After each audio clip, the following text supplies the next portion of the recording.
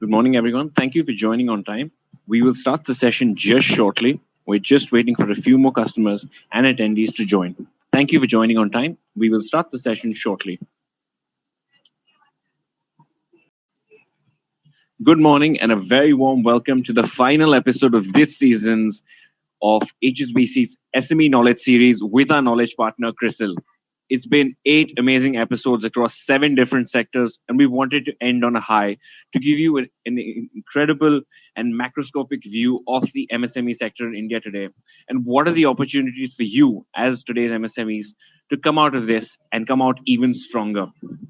Before I start today's session, just a few housekeeping rules. All attendee lines and video will be muted throughout the session. This is so that you may be able to see the speakers and the presentation perfectly. We will also be using the Q&A option to get all your questions in. So please do use it throughout the session. It will be live from right now itself. Please put in your questions at the end of the session. We will be taking as many questions as possible. And for those questions that we are not able to take, we will be creating a document with answers for those.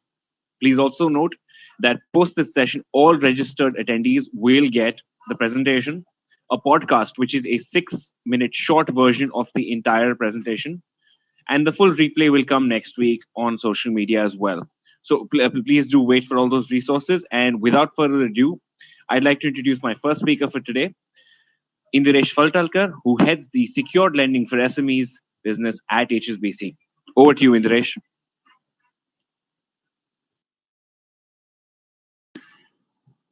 Thank you so much, Subhash. A very good morning to all of you, and thank you so much for joining us today for this 8th episode of this knowledge sharing session that we started in June 2020. We have covered 7 different growth sectors in last 7 episodes so far, and we saw a great overwhelming response to all of these sessions. We thank each one of you for this great support. As all you know, HSBC is one of the largest SME lenders in the world, and we have similar ambition to be in India. We will soon be amongst the best SME bank in India too. We are relentlessly working towards making this ambition a reality. MSME sector in India is the most important driver for growth in the decade we are about to enter. Having realized this, even Indian government has opened its full support with various laws, schemes and packages to strengthen this sector. But COVID-19 somehow suddenly came as a showstopper and forced many players in this segment to step back or two. However, recent data interestingly shows a strong bounce back ability or resilience, as it is called, demonstrated by this sector and its players. Many players are at pre-COVID 80% or 100% of pre-COVID level. Let us hear from the experts from CRISIL team on how this first year of next decisive decade is likely to look like. CRISIL is one of the largest lending rating agencies and research company in India. CRISIL has the largest customer base amongst all its peers. I request Ms. Deepti Deshpande, senior economist from CRISIL team, to take us through macroeconomics development in the country, followed by MSME sector overview by Ms. Elizabeth Master. Over to you, Deepti. Thank you, Indiresh, and thank you, Subhash, as well, for setting the context. A very good morning to all of you all, and a very, very warm welcome. As was alluded to by Indiresh, economic activity has started picking up off late after the significant hurt that we saw in Q1 of this fiscal. The second quarter data on GDP especially came out last week and was much, much better than what we had all expected. That's lent a positive bias to our call for fiscal 2021, and we'll be releasing our revised forecast early next week. Any upward revision, however, at this moment also requires to be looked at with a little bit of caution, and I will talk about that in the course of my 10 minutes. So while Q2 felt good, and so did the early festive months of October and November, there are some signs of flattening of economic activity in the third quarter. While caseloads, as we see in a couple of states, have also been seen increasing in recent weeks. The other thing that to be kept in mind is that fiscal spending by itself has been low this particular year and largely inadequate with respect to the hits or the cost that the economy has faced. And hence, most of the heavy lifting is somehow being attempted to by monetary policy. This year, if I go to see, is largely a story of two halves. The second half will certainly look better than the first half for three key reasons. As economic recovery gradually sets in, private sector activity is seen coming back. Second is the fact that government revenue collections will also be much better than in H1, and that will give them some leeway to spend. And third, a better global outlook in the first half of calendar year 21 should briefly also help our exports. Going beyond, we are forecasting GDP growth at about 10% in fiscal 2022, and I'll explain our rationale behind that so-called exuberance. If we move on to the next slide, this briefly looks at what happened exactly in Q2. We boiled down to three factors which would have driven the faster revival in that particular quarter. So pent-up demand was one, support from agriculture, which was doing exceedingly well, was the other, and also some select export sectors which were performing well. And more importantly, cost savings by corporates, which also helped support GDP. As we know, it's a value-added number, so that helped. But there's a little bit of a discomfort which also arises from data. Three sectors, if you go to see: manufacturing, construction, and trade, hotels, transportation, and communication, that particular segment, saw a better than expected improvement in growth in Q2. Now, these sectors, if you go to see, have a large presence of unorganized segments, which we know have been hit particularly hard due to lockdown and the COVID hit.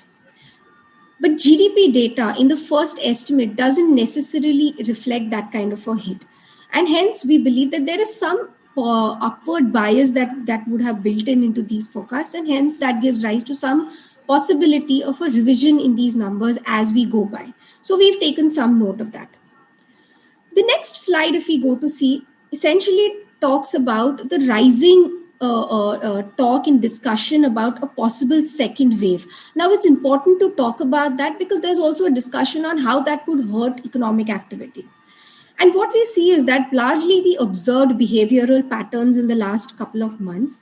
And we noticed that retail mobility, that is how people move out of their homes for retail and recreational purposes, declined the first time when COVID cases started rising significantly in July. But in September, there wasn't a perceptible drop in retail mobility. That is the second oval that you'd see on the chart. Going forward in November, when certain states also started seeing cases rise even more significantly, we didn't see mobility getting hit. In fact, there continued to be a rise in mobility. So festive season would have certainly contributed to this increase in retail mobility. But at the same time, fewer government restrictions, better recovery rates, and rising pandemic fatigue have also been playing a role. So this largely goes to suggest that given the economic hit that we've suffered, somewhere livelihood choice seems to have prevailed. Hence, in case of a second wave, we don't quite expect as stringent restrictions as we did in the first occasion of July, unless the pandemic, of course, spins out of control. So this is one important assumption that needs to be kept in mind.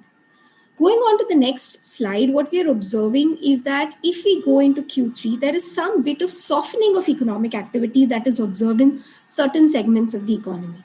So largely, this chart tells us a story of pre-COVID and post-COVID.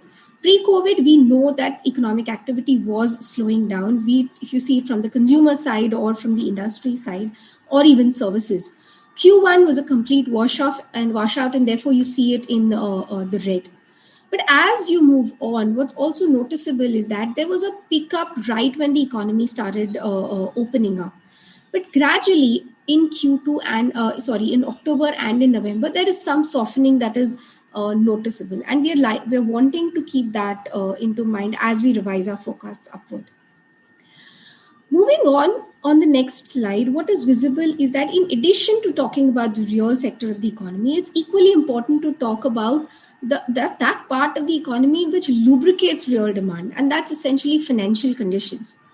Pre-existing financial tightness in financial conditions somewhere got magnified when the COVID hit came by. But quickly, central banks, both domestically as well as globally, were fast to respond, and we saw significant easing of interest rates as well as liquidity conditions. In this chart, the greens essentially at the top as well as the bottom go to show the significant easing of liquidity that happened both globally as well as domestically. However, easing hasn't been uniform. It's not percolated entirely into the economy. And that is seen by the red parts in this particular chart. If you see, risk premium still tends to be, term premium still tends to be quite high compared to average levels in the past. If you move further down below AAA, you see some sort of tightness in borrowing costs there as well.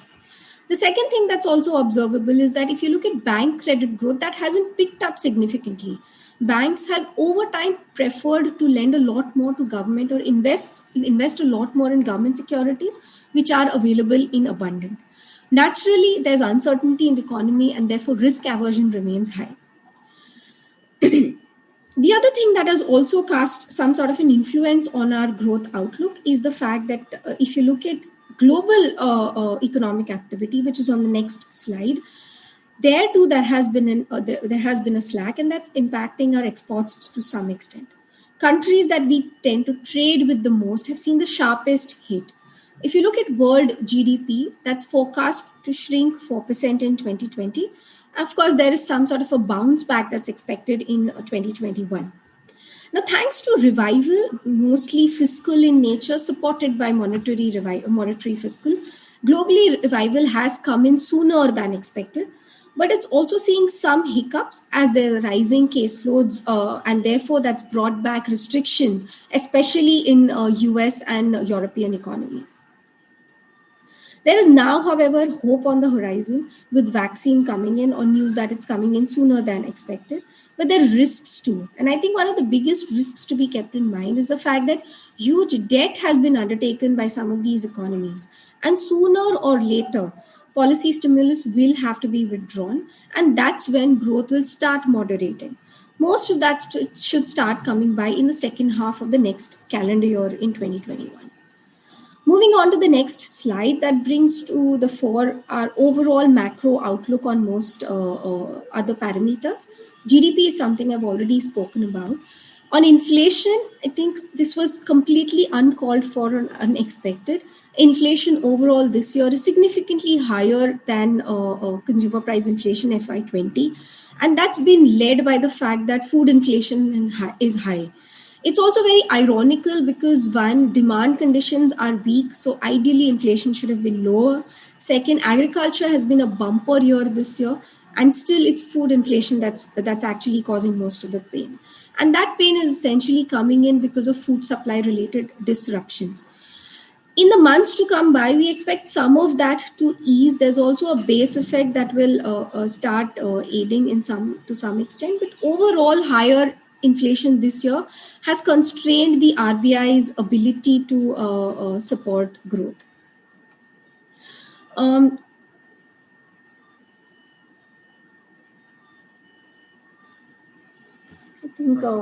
I think Elizabeth has just dropped out. Give me a second, Dipti. I will just put. Yes, certainly, yes.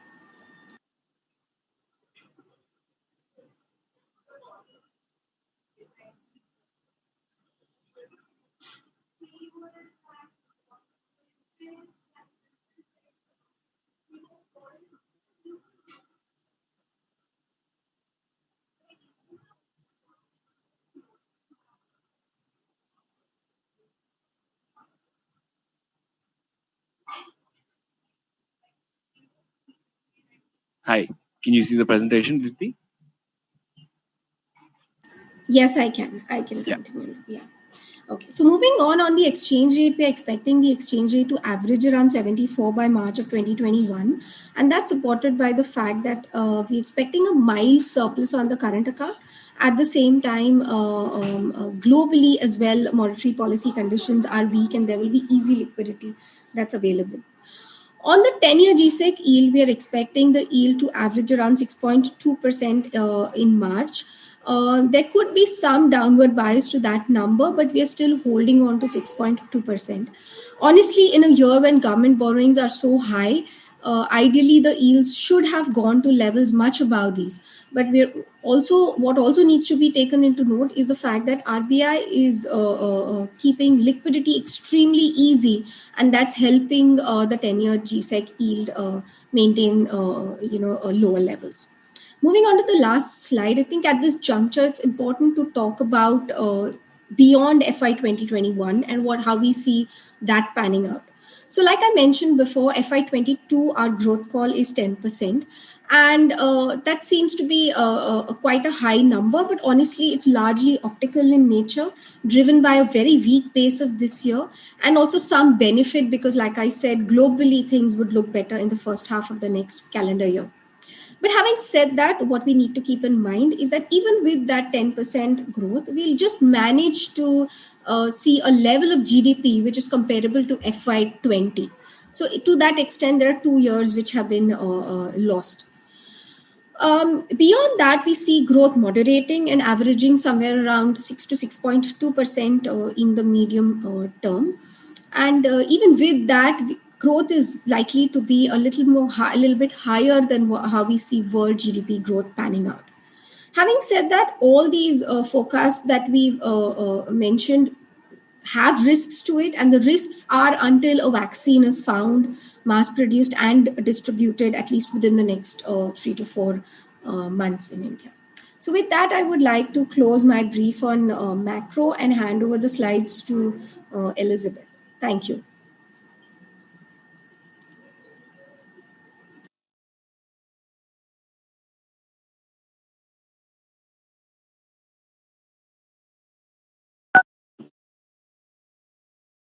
Yeah, thanks, Dipti. Am I audible?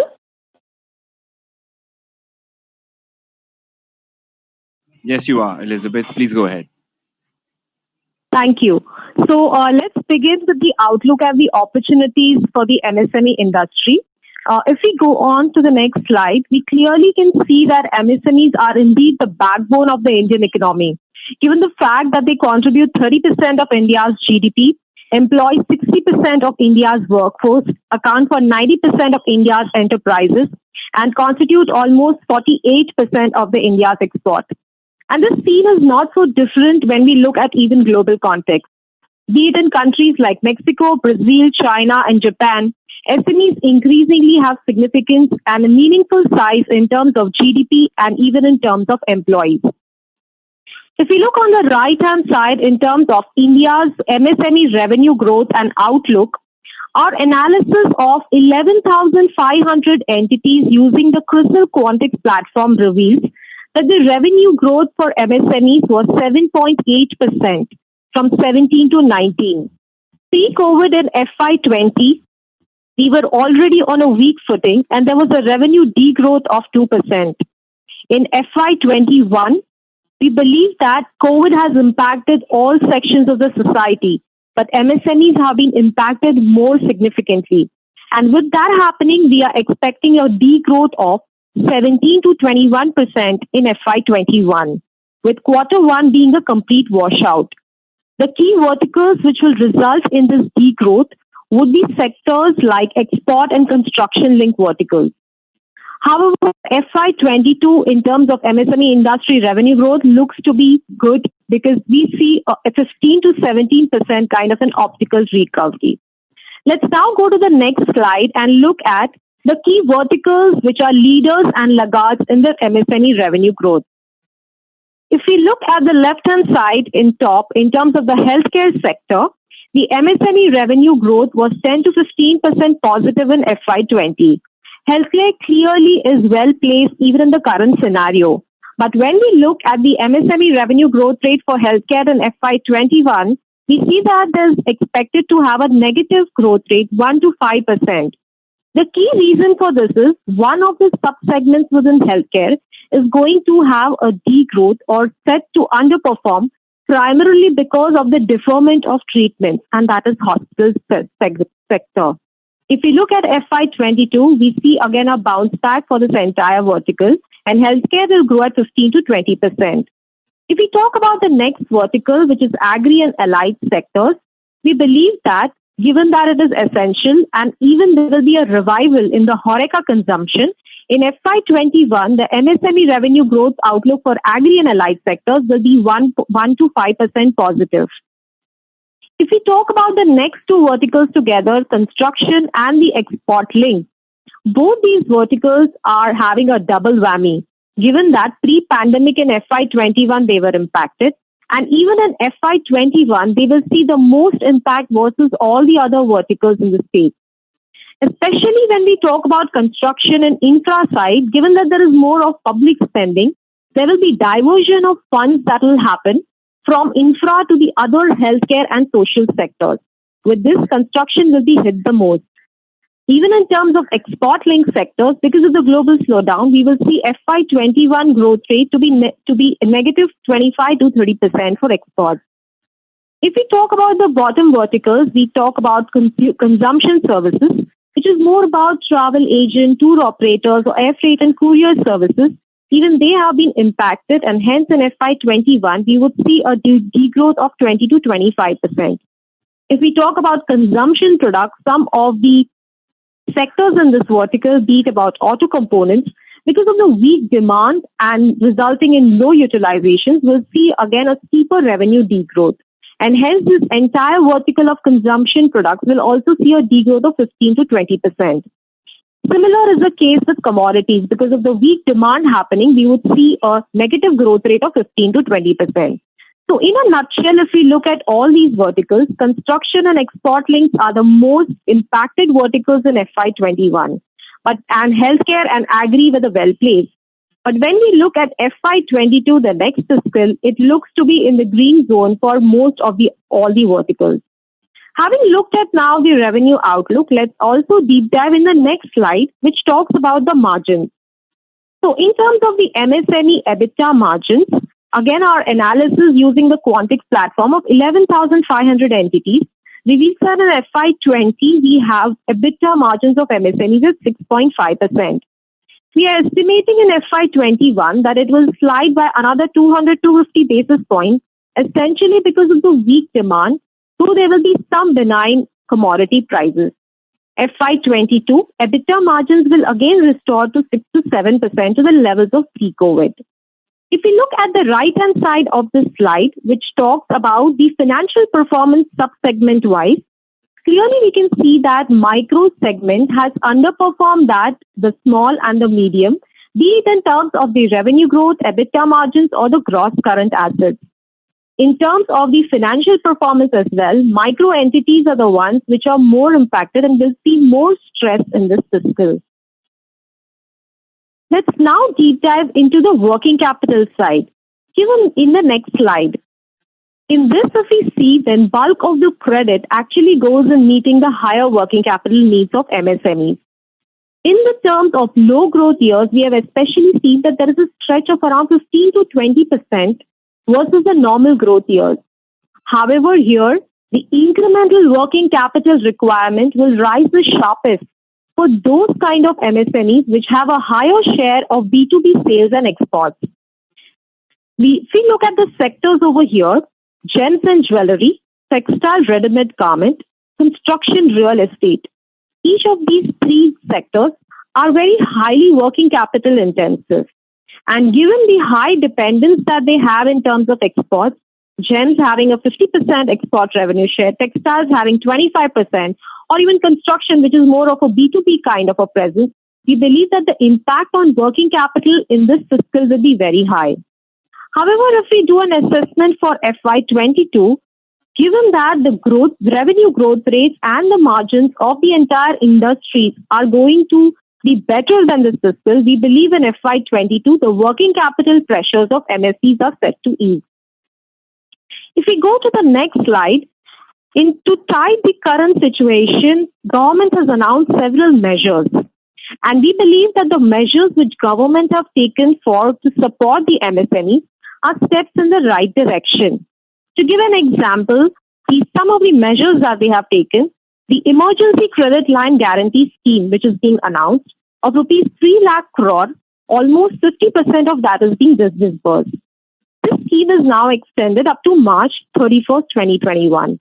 Even the revised PSL norms, which are targets for micro and weaker, are being defined. The restructuring is being provided for the MSMEs.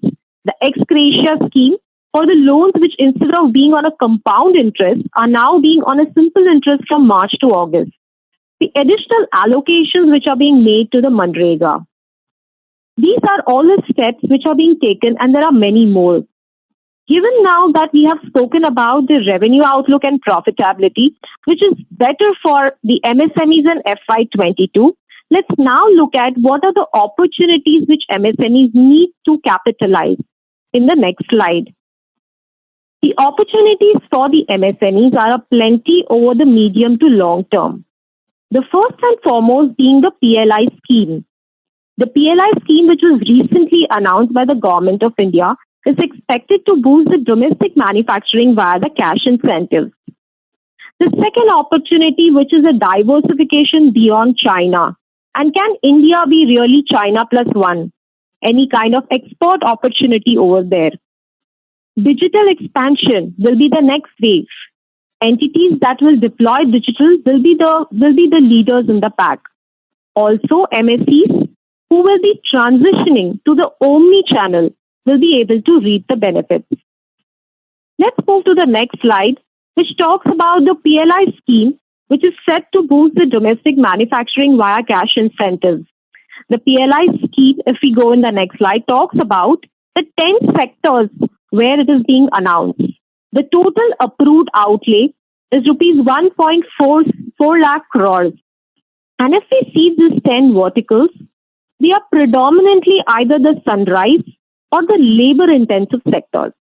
To give an example of the pharma vertical, in the pharma sector as well, we will see investments that will be required in the raw material, as well as it will be required also to set up bulk drugs. Electronics, for instance, we have already seen applications which are floating in, not just from Indian companies, but also from the foreign entities. Also to highlight, SMEs have good presence in these sectors. In terms of autocoms, SMEs have a share of 25-30%, pharma again 25-30%, textile ready-made garments, SME have a share of more than around 75%. The PLI scheme is there for around 5 years, with a subsequent to the base year of FY20. As highlighted earlier, that this is more for the sunrise sectors, be it like ACC batteries or solar modules, or labor-intensive industries like an autocom and textiles are considered. This will facilitate import substitution, and it will result in boosting the domestic manufacturing via the cash incentive on incremental sales. Let's now move to the next slide and talk about pharma sector for the PLI.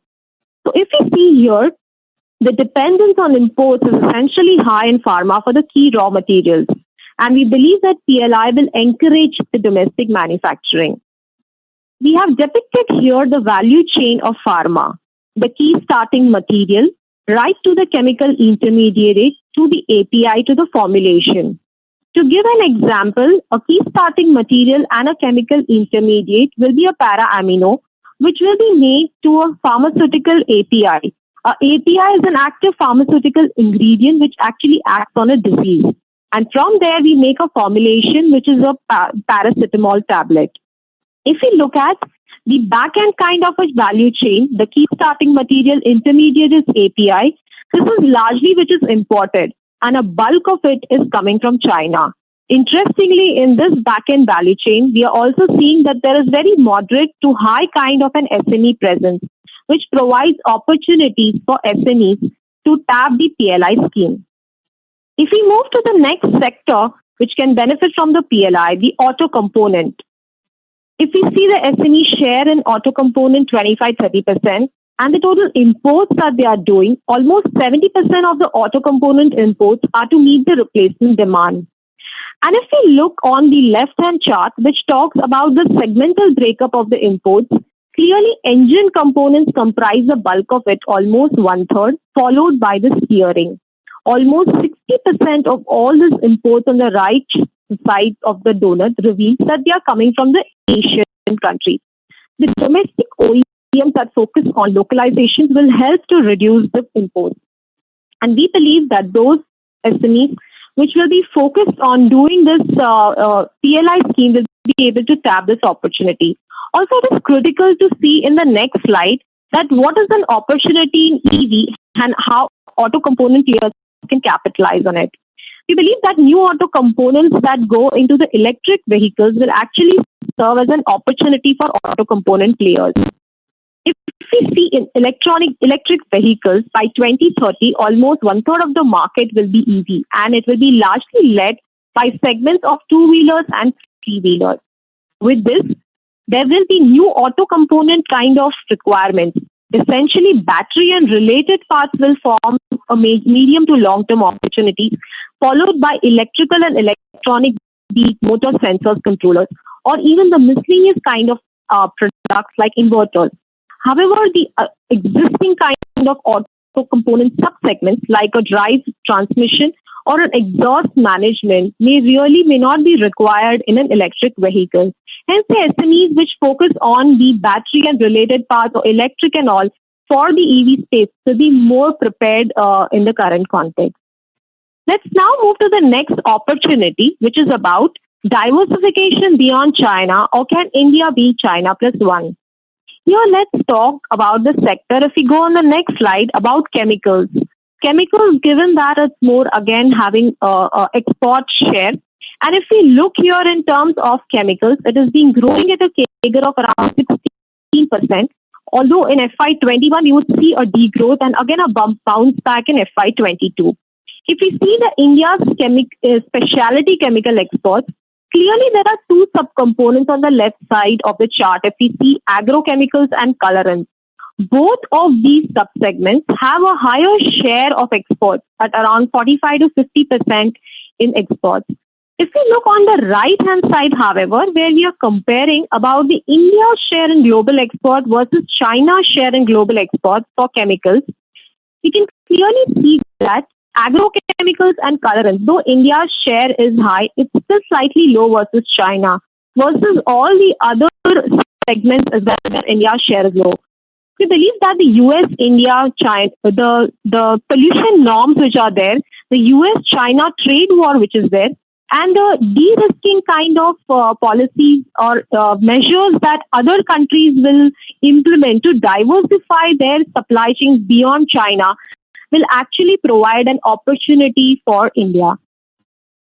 Let's look at now the next slide, which also talks about pharma, in which again we are export heavy. In terms of the left-hand side of the chart, the pharma India exports constitute roughly around $4 billion.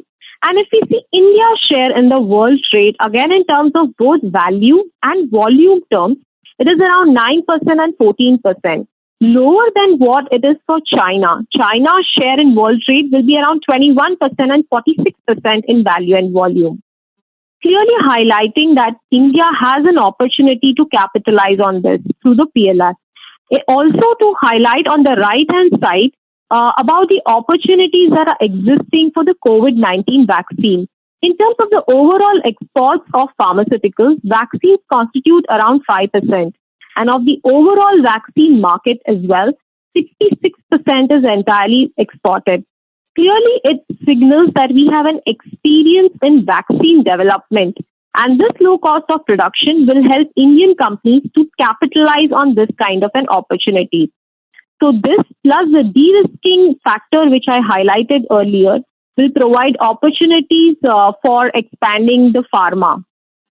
Let's look at now the next slide, which talks about the auto component export opportunity. The auto component exports around $8.7 billion. But when we look again at India's share in the world trade in value terms versus China's share, India is at 2% versus China being at 6%. Also, in terms of the export opportunities that are available for auto components, they are largely present in Europe and North America, be it in countries like Germany or Canada, Mexico.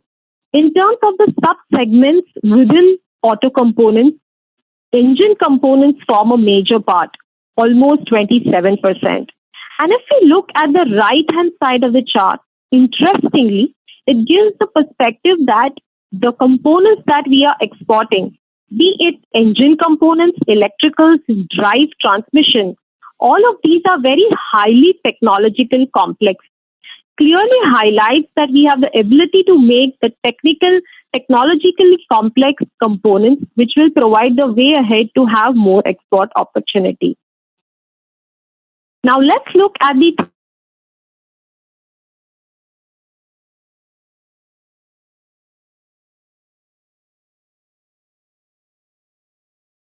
technologies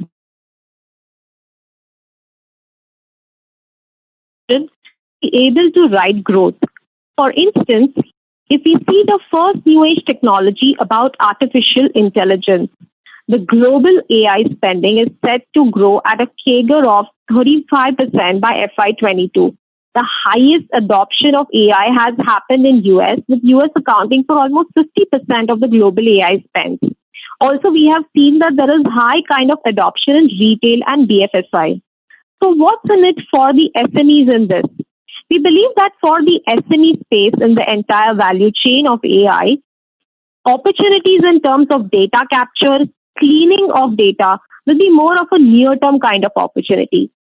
And other opportunities in terms of creation of models, testing of models on new data, they are more of medium to long-term kind of an opportunities for the SME players. If we talk about the second new age technology about the robotic process automation, which helps to automate the human activities which are more repetitive in nature. This segment is going to grow at 40% kind of a CAGR, and it will result in improved productivity and cost savings. Not just in the banking space where it may be helping in account opening, which will reduce the account opening time from say 12 minutes to 3 minutes, which is happening in some of the live use cases. It is also critical to see that where else it can be implemented. For instance, if we talk about an SME manufacturing kind of an entity, over there as well, it can be used either in the order or the inventory management, which can help in placing the order. It can also trigger the kind of the price that needs to be paid once the order is actually received. If we talk about the next segment over here, which is again a big opportunity, which is data center, almost set to grow at 25 to 30% CAGR by 2025. Key growth drivers are the exponential surge in data being generated, the growing need for the local data storage, which is in line with the government's thrust on the data localization, will actually provide boost to this particular segment. Also, recently there's an announcement that government is going to set up 1 crore data centers, the public Wi-Fi networks. We believe that these are the kind of opportunities that are there in the coming times. Similarly, the new age technology that we have highlighted is the cloud computing. Cloud computing again is set to grow at 20 to 25% CAGR by 2023. And we have seen that there are highest adoptions of cloud computing in segments like e-commerce and media. However, there are some other segments like, for instance, in BFSI and government where we have seen low adoption, and that's primarily because these segments are highly regulated. If we look at this holds opportunities, all of these technologies hold opportunities for SMEs in the IT services place.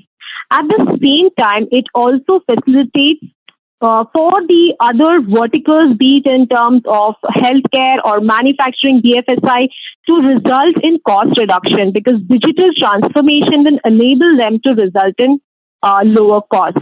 If you look at the next slide, which talks about the Digital India initiative, which is announced by the government of India, which is again an initiative which will help to improve the digital space. So if we look at the Digital India initiative, the budget allocations have been rising year on year.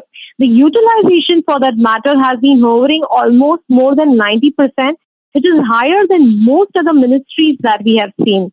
A deeper dive look or a breakup of FY21 budgeted spend into various buckets reveal that almost 35% of the spend is going towards electronics.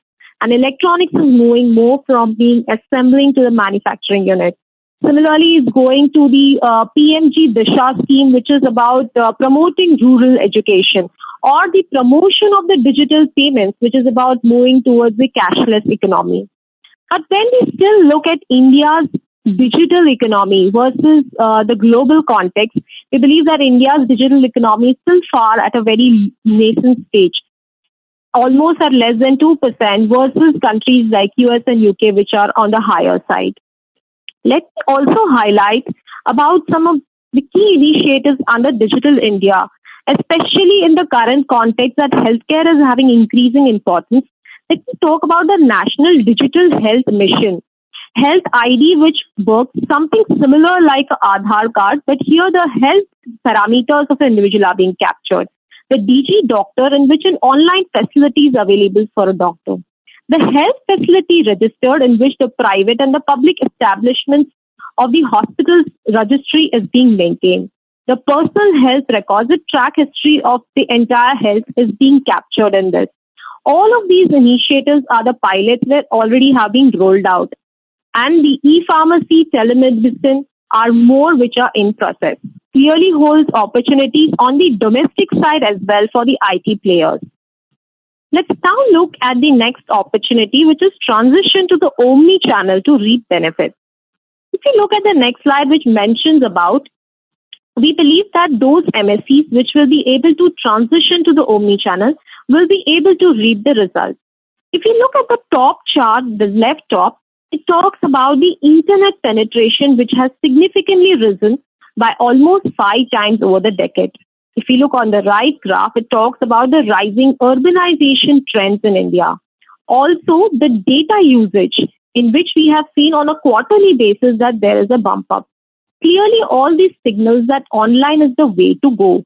If we look at the right bottom, we are also seeing that India's online retail penetration has doubled almost in the last 5 years.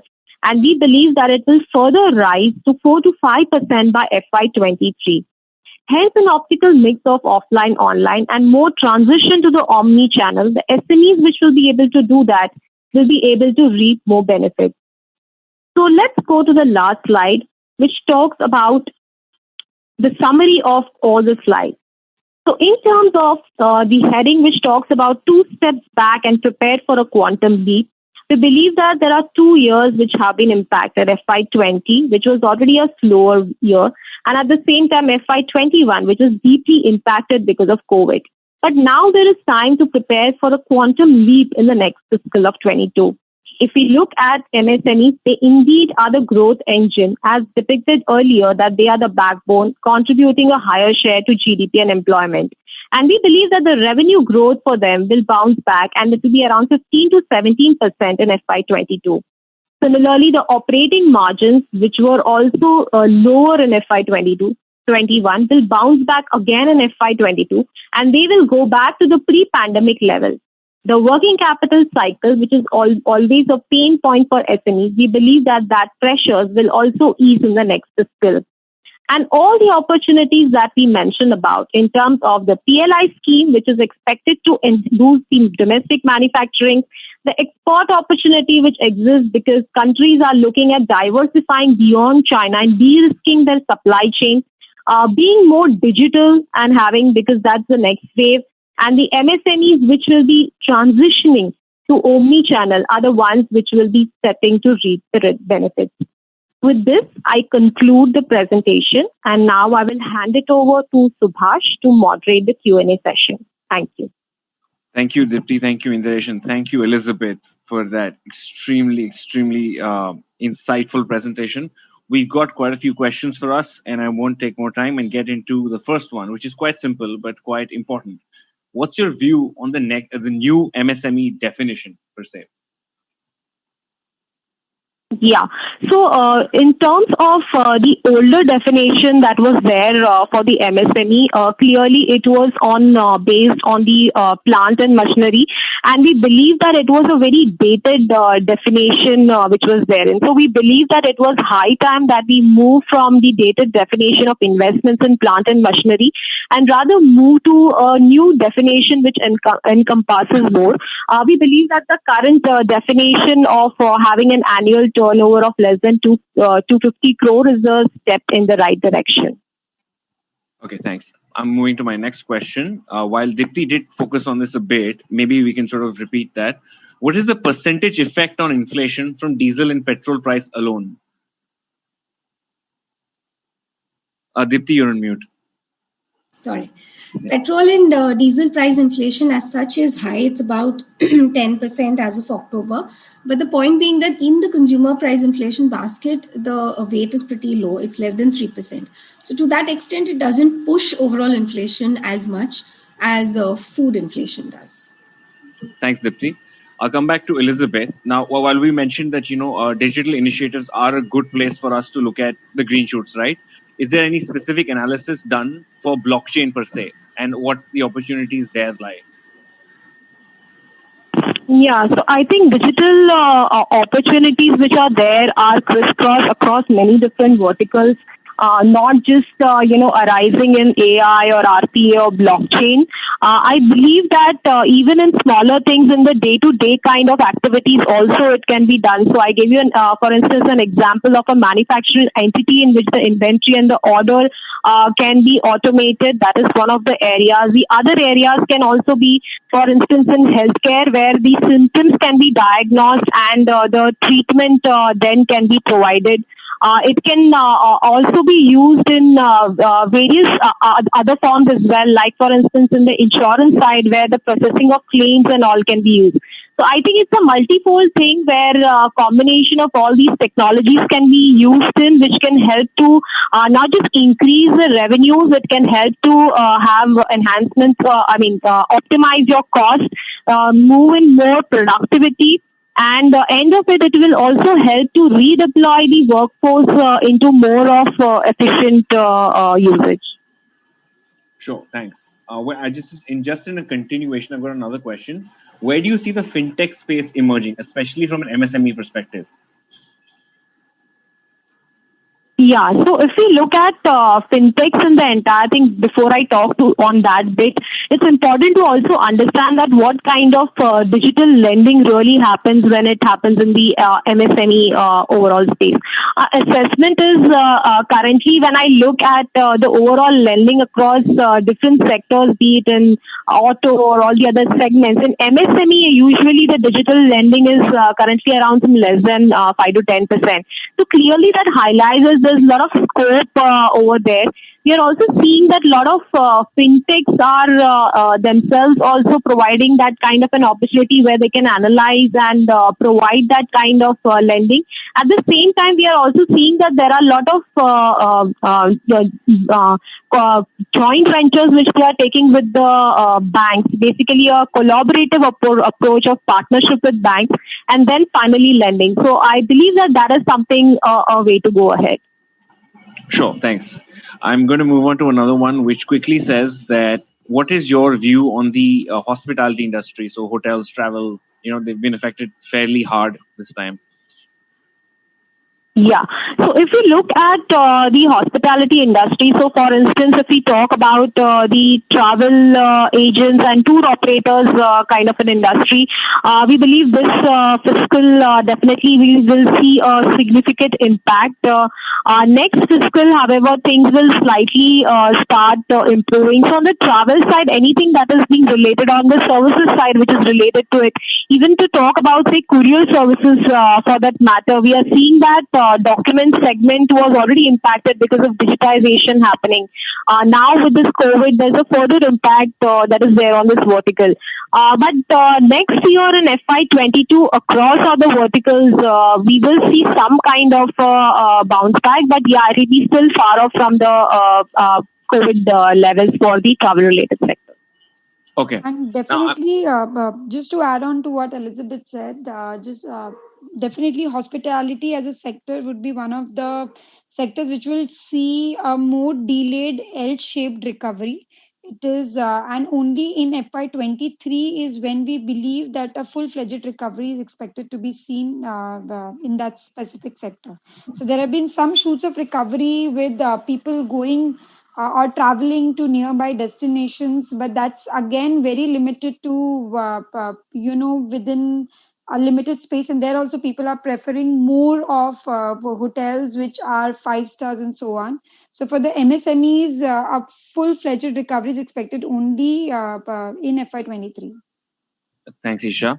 Now I'll go back to another simple question. Do you see the PLI scheme benefiting MSMEs directly? If so, how? So, So I gave I'll an example of. sure, Elizabeth, go ahead. I'll add on. Yeah. Okay, so I gave an example of the PLI scheme as to how it will directly also benefit MSMEs. So when we look at the PLI scheme, I gave an example of pharma, for instance. So in the entire back-end kind of a value chain where there is API or the chemical intermediaries, more of this thing is currently being imported and majority of it is again coming from China. In this, if we see that there is a very high, moderate to high kind of a presence of MSCs. So that is one kind of a direct benefit that would be there in the SME side. Similarly, the other examples also which I gave in terms of the Autocom or the others, in that also the SME share is around 25-30%. So that also constitutes that there is opportunity, there is a direct benefit which should be there for the SMEs. Okay.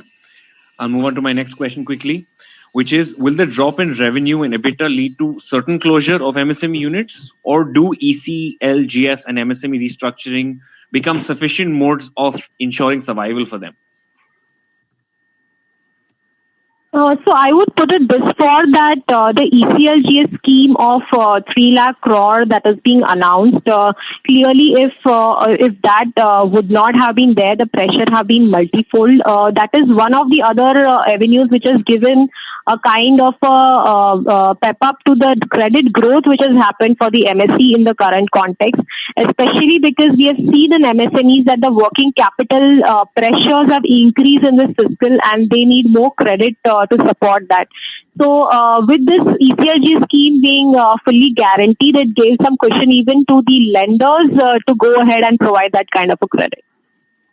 Thanks. And I'm going to move on to a question to my colleagues from HSBC here. What are the financing options for MSMEs currently to restart after the shutdown due to the pandemic? So Indiresh or Anurag, whoever wants to take this, please do. Okay. All the options are currently open. There's nothing which has been, shut by the banks. In fact, as you can see, banks are also supporting in ECLGS and various other schemes. And banks will continue. We see there is no such specific. Only thing is that you need to be disciplined. That's one thing which has come out of this pandemic, is those people or those businesses who have maintained the discipline, the financial discipline, I would rather highlight here, have benefited, have been able to sail through, and will continue to do that. Thanks, Indiresh. I'll move on to come back to CRISIL team. How much of the impact of COVID is actually down the slowdown for MSMEs? How much of it is COVID related? How much of it was actually going to happen, say, if COVID wouldn't have happened? Yeah, so let me give a perspective on this front. So some of the, before I really answer that question, let me also give a broad perspective. When we look at India incorporate entire corporate profitability in FY21, we were seeing that there was an impact of 13 to 16%, but we saw that MSMEs are going to be impacted more significantly at 17 to 20%. We believe that this impact is obviously one higher than the India corporate. Second part is had COVID not been there, whether the impact would be there. We believe that this impact is much more steeper. But also to give an example, for instance, if I talk about infra space for that matter, we have actually seen that the central budget allocations that were made in the entire infra space in FY21 were slightly on a muted tone versus rather on a slight degrowth, if I would say, in FY21 versus that we saw in the previous year. So already it was on a slowdown, but the impact just intensified with COVID happening this fiscal. Okay, thanks, Elizabeth. I'll move on to my next question. Now, while healthcare sector too is cutting down to size, according to the question, primarily because there's a demand, but supply is impacted due to stoppage of raw materials from China. Is it going to take time for Indian entrepreneurs to bridge this gap? And what are your views on the revival steps and probable timelines to this? Yeah. So healthcare, as I mentioned, yes, it is definitely promising when it comes on the demand side. In the back end side of the chain, as correctly said, we were having global disruptions in the right initial phase when the entire pandemic had kicked in. We believe that those things have been streamlined for now, but that may not be just a solution. It's more important to develop this kind of a supply chain in house in India, and that's where the PLI scheme, which is being announced in pharma, will definitely provide that kind of impetus. Where already they have identified that which are the APIs and molecules which will be considered and which will be having, which can take the benefit of the PLI scheme. So I think that's again the right move that is happening. We have already seen applications, for instance, in other verticals like in PLI, like auto, electronics, where we have seen around 16 odd applications. I'm sure that going forward we will see many more coming in the current in the other sectors as well in PLI. So a quick extension to this question: what do you see in terms of the growth for the health and fitness industry? Are you seeing the growth for the healthcare industry? No, health and fitness industry. So I'm assuming gyms and things like that. We don't cover that way as a gyms industry. Okay, fair enough. I'll move on to my next question. How do management consultancies take help from the government in terms of cash flow improvement or technology, upgradations like AI, etc.? As business is quite low in this sense. So I think this is a mixture of, HSBC plus CRISIL for this.